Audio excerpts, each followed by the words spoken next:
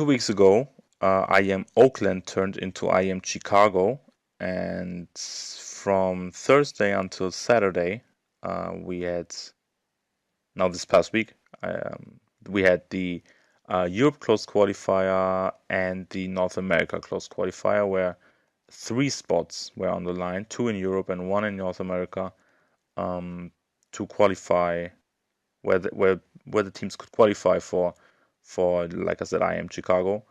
We actually had a lot of invites as well already, and yeah, I guess there will actually be more of them.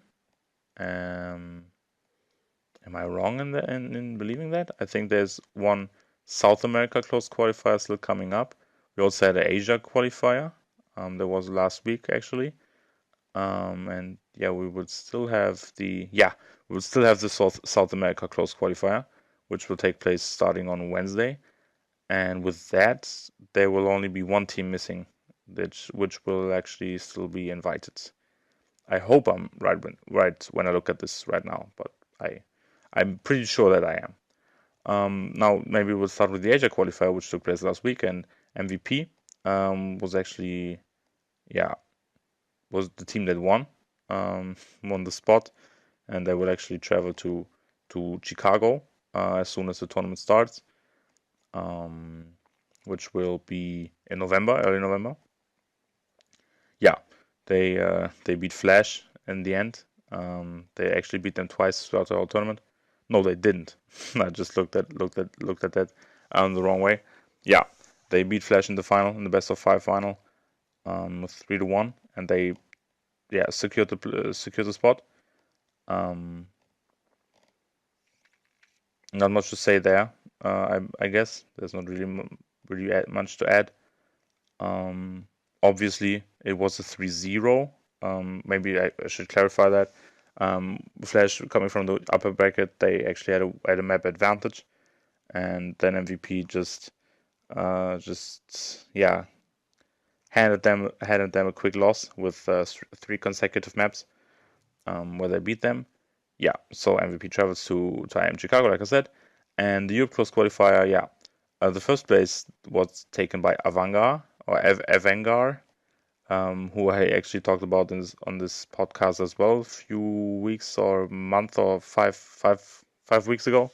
I'm not really sure when that was, but yeah, I talked about them a lot, and I talked about them missing out on the major qualification because they lost out on that in the minor. They didn't progress from the minor to the major or to the challenger stage in the major, and yeah, I attributed that to lack of practice and maybe lack of taking all of that seriously. But yeah, since then they were actually more active again.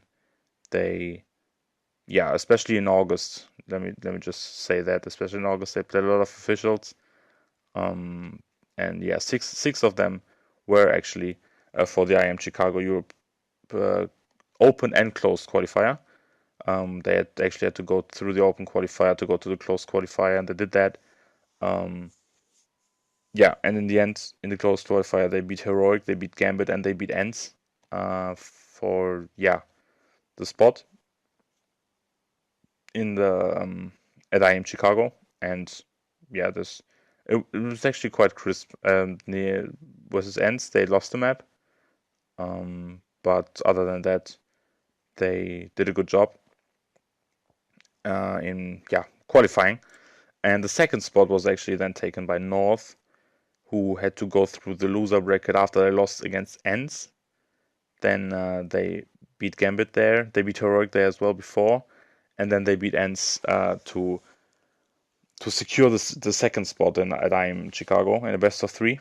They went through Ents. They got a win over them. It was quite close. They lost out on Mirage. Then they beat them on Inferno and Nuke, but those were all close maps.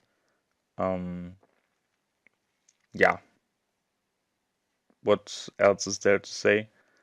Other than that they got these slots and they did a good job. Now there are teams missing out, of course, like Gambit, like Heroic, like Space Soldiers, who actually lost against ENCE and Gambit to get out of the tournament.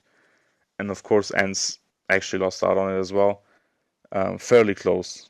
Once again, it's always heartbreaking to see that when they lose out on going to an offline event that narrowly, and they come that close, but it is what it is. Now moving on to the North American close qualifier, we have eUnited who moved on to IEM Chicago now, who got their one slot, and yeah, in the end, in the final, they beat Cloud9, which devastated the Cloud9 members. I actually read from Stuco on Twitter that he was actually really hurt by that result, because now, as I said, the winner always gets a 1-0 advantage due to coming from the upper bracket, and Cloud9 actually got that, and they still lost.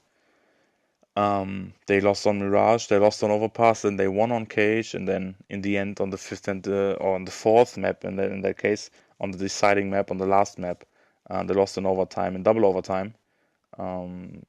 Yeah, which is always heartbreaking, I guess, which can always be quite hard to fathom, to accept, especially when you feel like, which Cloud9 at this point they have to feel like they have to get into these tournaments. They have to move on from this. They can't be stuck in a close qualifier for an offline event when you are the organization that are the current major winners. It's quite insane when you think about how quick things can change in the Counter-Strike ecosystem, which we actually love Counter-Strike for, I guess. But on the other hand, it's insane when you make these changes that quickly. This is actually also a debate for the major qualifying system, when you see Winstrike, who formerly have been from Quantum Bellator Fire, not really get anything done in the last few months, and then they play another best of one against a new lineup from Quantum Bellator Fire, and they lose that. Why are they at the major? Why are they at the legend stage? These questions will have to be answered in the future, I believe. And yeah, when you look at Cloud9 now, moving back on to the IEM Chicago close qualifier, when you're Cloud9 and you lose against eUnited, of course, made it to the major through the minor as well. So it's not like they are pushovers, but still, from the image that they have of themselves now, Cloud9, talking about Cloud9 again, they would have to, I don't know, the self-concept that they have, or that they should have, doesn't allow them to think that, okay, it's okay to lose against the United in such a series, especially when we have a 1-0 advantage. It's shocking that this happened, but that's the way it is. And this actually closes out IEM Chicago talk, because now we have, like I said, the South American qualifier coming up this week, even tomorrow, as I said before, and then there's one more slot open, and maybe this will be filled by an invite, or there will be another qualifier announced. So